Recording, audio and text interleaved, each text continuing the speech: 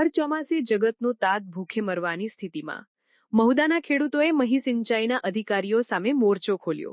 મહુદા તાલુકાની મહી સિંચાઈના અધિકારીઓની લાલિયાવાડીને કારણે જગતનો તાત ખેડૂત ભૂખે મરવાની સ્થિતિમાં આવી ગયા છે।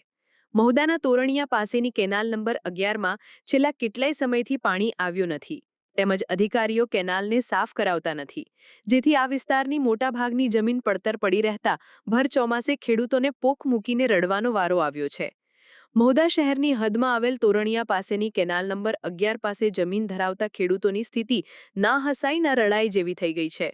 મહુદા શહેરની હદ નજીક અને કેનાલ પાસે જમીન આવેલી હોવાને કારણે આ વિસ્તારના ખેડૂતો લખપતિ તરીકે ઓળખાય છે, પણ આ લખપતિઓ જ પોતાની પરિસ્થિતિ જાણે છે। કેનાલની નજીક પોતાની જમીનો હોવા છતાં ખેડૂતોની જમીનો પડતર પડી રહી છે। વરસાદ વરસતાની સાથે જ દરેક જગ્યાએ ડાંગરની રોપણી ચાલુ થઈ ગઈ છે, પણ કેનાલની નજીકના ખેડૂતોને પાણી વગર વલખા મારવાનો વારો આવ્યો છે। કેનાલ નંબર 11ની સ્થિતિ અત્યંત ખરાબ થઈ ગઈ છે। કેનાલ જર્જરિત થઈ ગઈ છે, તેમજ આ કેનાલ ક્યારેય સાફ કરવામાં આવતી નથી, જેને કારણે ખેડૂતોને પાણી મળતું નથી।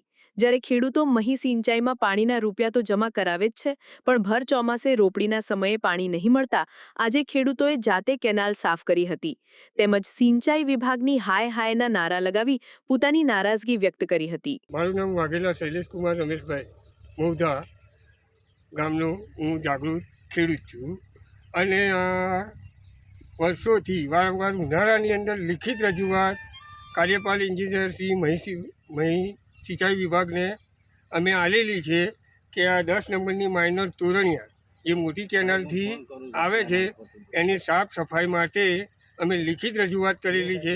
વારંવાર મૌખિક પણ રજૂઆત કરેલી છે, ઉનાળામાં કરેલી છે, પણ છતાં માઇનરનું કામ સફાઈ કામ થતું ના હોવાથી અમે સમગ્ર આજુબાજુના ખેડૂતો ભેગા થઈ અને જાતે આ સફાઈ કરીએ છીએ અને લાખો રૂપિયાની ગ્રાન્ટ સિંચાઈ વિભાગમાં આવવા છતાં ખેડૂતો અત્યારે બાપડા બિચારાની જેમ પાણી માટે વલખા મારતો જાતે સફાઈ કરે છે। તો આ અધિકારીઓ શું કરે છે? અમારા અધિકારી બગડિયા સાહેબને અમને ટેલિફોનિક વાત કરી તો કે અમે તાત્કાલિક મજૂર કઈથી લઈએ, તો અમે લિખિત રજૂઆત ઉનાળામાં કરી તો અત્યારે મજૂર એમને તાત્કાલિક લાવવાની કઈ જરૂર છે? લિખિત અરજીનો નિકાલ કરવો એ એમની ફરજ છે, તો અત્યારે એવું કહે છે કે અમે તાત્કાલિક મજૂર કઈથી લઈએ? તો તાત્કાલિક મજૂર લાવીને કેનાલ ના સાફ કરે તો અમારે તમે આજુબાજુ કોઈ પણ જાતનું 1 વીઘાનું પણ વાવેતર થયું હોય તો તમે પોતે એન્જિનિયર સાહેબ અહીં જાતે આવી નિરીક્ષણ કરી શકે। વિસ્તારમાં કેટલી જમીન આવેલી?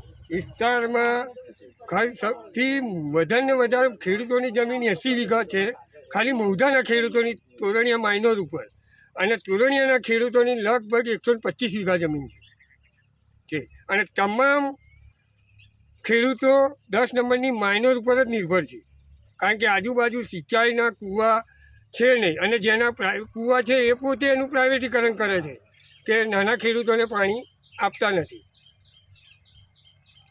કેટલા સમયથી આ બાબતે તમે રજૂઆત કરી હતી?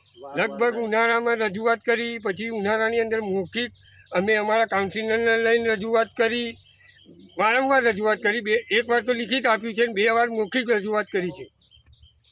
આ ક્યારે સાફ થઈ છે ખરી? કદી કોઈ કાળે નહીં। એનું આરસીસી પ્લાસ્ટરે લગભગ 15 વર્ષ પહેલાં મારી અને એ અધૂરું છે, હજુ સુધી પૂરું થયું નથી। આ ટેન્ડરે આવી ગયેલું છે આરસીસીનું, એ આરસીસી કરતા જ નહીં, પૈસા એ વર્ષોથી આવી ગયા છે પણ એ લોકો કરતા નથી। લાલિયાવાડી ચાલે છે।